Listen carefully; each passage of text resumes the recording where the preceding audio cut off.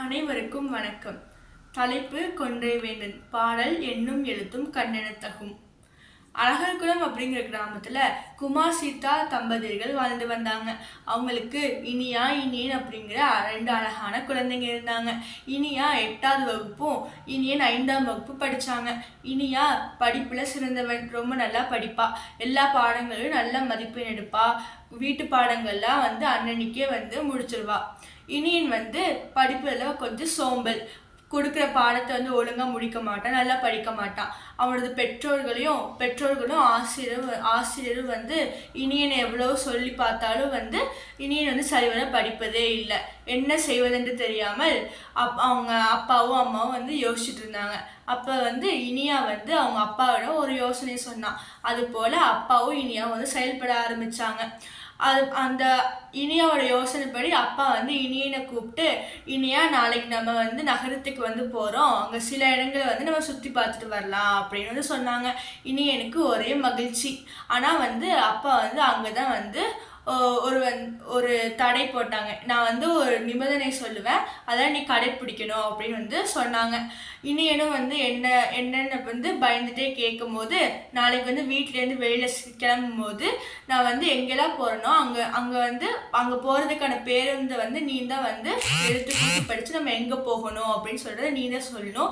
அதுக்கான பயணச்சீட்டை நீ தான் வாங்கணும். அப்புறம் கடைகளில் ஏதாவது பொருட்கள் வாங்கினாலும் அதுக்கான தொகையை நீ தான் கொடுத்து சில்லறையும் நீ தான் வாங்கணும் அப்படின்னு சொன்னாங்களாமா.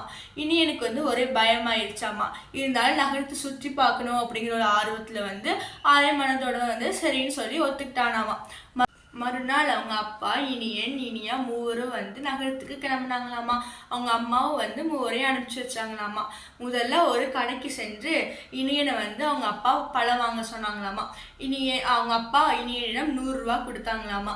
பழம் வாங்கிட்டு இனியன் மீதி சில்லறையை கொண்டு அவங்க அப்பா கிட்ட கொடுத்தாங்களாமா. அவங்க அப்பாவும் இனியன் கிட்ட இதுக்கான கணக்கு சொல்லு அப்படின்னு சொன்னாங்களாமா. இனியனுக்கு கணக்கு சொல்லவே தெரியலையாமா. தலை குனிந்தபடி நின்றுட்டு இருந்தானாமா. சரி அப்படின்னு சொல்லிட்டு அடுத்ததாக பேருந்து நிலையத்துக்கு போனாங்களாமா.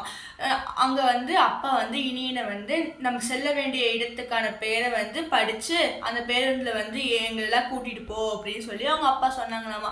இனியனும் அதை கண்டுபிடிக்க தெரியாம திருன்னு முடிச்சிட்டு இருந்தானாமா. இறுதியாக இனியன் இனியா கிட்ட உதவி கேட்டு அவளோட உதவியால ஒரு பேருந்துல ஏறி உக்காந்தாங்களாமா. பேருந்தில் ஏறி உக்காந்ததுக்கு அப்புறம் நடத்துனர் பயணச்சீட்டு வாங்குங்க அப்படின்னு சொன்னாங்களாமா.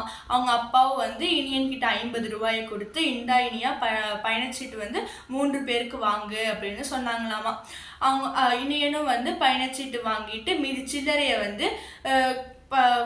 கொடுத்தாங்களாமா இனியன் கிட்ட.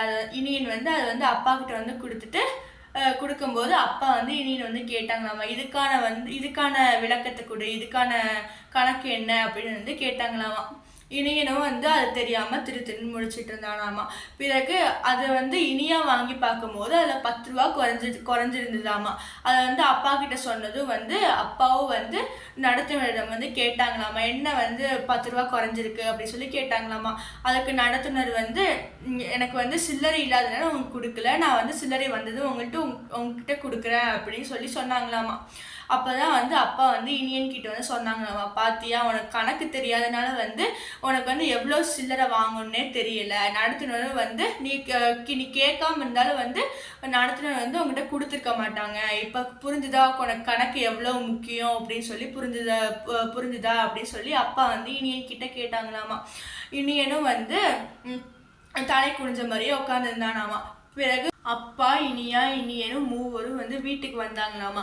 அவங்க அம்மாவும் அவங்கள உள்ள கூப்பிட்டாங்களாமா. உள்ள வந்ததும் இனியன் அவங்க அம்மா அப்பா கிட்ட மன்னிப்பு கேட்டானாமா. மன்னிப்பு கேட்டு என்னை மன்னிச்சிருங்க அப்படின்னு சொன்னானாமா. இனியன் கணிதமும் அறநூலும் ஒரு கண்ணை போன்று பெருமை உடையது அப்படிங்கிறது நான் புரிஞ்சுக்கிட்டேன்ப்பா. இனிமே மேலும் நான் கல்வியோட முக்கியத்துவத்தை நான் உணர்ந்துட்டேன். இனிமே நான் தேர்வுல நல்லா படிச்சு நல்ல மதிப்பெண் பெறுவேன் அப்படின்னு உறுதி கொடுத்தானாமா இனியன்.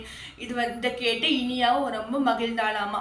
மகிழ்ந்ததுக்கு அப்புறம் அவங்க அம்மா இந்த வெற்றியை இனிப்பு செஞ்சு கொண்டாடலாம் அப்படின்னு சொல்லி நால்வரும் இனிப்பு ஒன்றாக அமர்ந்து ஒன்றாக சாப்பிட்டாங்களாமா.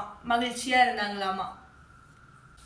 கல்வி என்னும் ஆயுதம் நமது உயிர் காக்கும். அறிவை பயன்படுத்தி தடைகளை தகர்த்தெறிந்தால் அரியணையில் ஏறலாம்.